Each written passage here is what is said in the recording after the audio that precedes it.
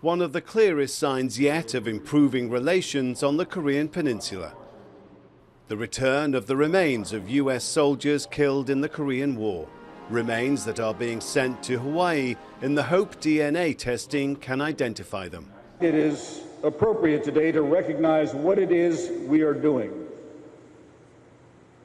Encouraged by recent cooperation with North Korea on this humanitarian effort that enabled the transfer of 55 sets of remains on the 27th of July, last Friday.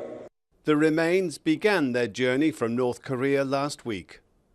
But it's estimated the remains of 5,300 US soldiers are still in North Korea waiting to be unearthed.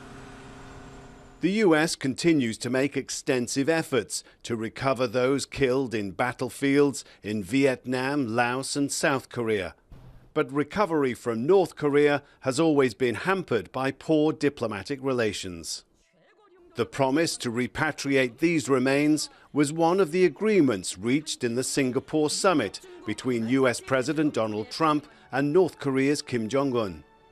We have many others coming, but I want to thank Chairman Kim in front of the media for fulfilling a promise that he made to me, and I'm sure that he will continue to fulfill that promise as they search and search and search. If relations continue to improve, it's thought the US and North Korea could organize joint searches for more remains and possibly declare a formal end to the war in which these soldiers died 65 years ago.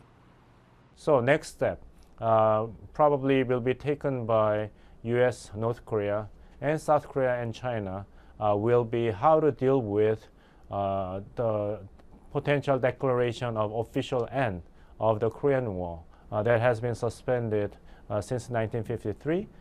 Critics of the Singapore summit point out that the return of these remains was reasonably easy to deliver and that the main object of the summit, North Korea's denuclearization, is as elusive as ever. Nonetheless, this achievement is rich in symbolism for all the former enemies, offering the prospect of what improving relations might lead to. And for some of the families of missing US soldiers, the prospect of final closure a generation on. Rob McBride, Al Jazeera, Seoul.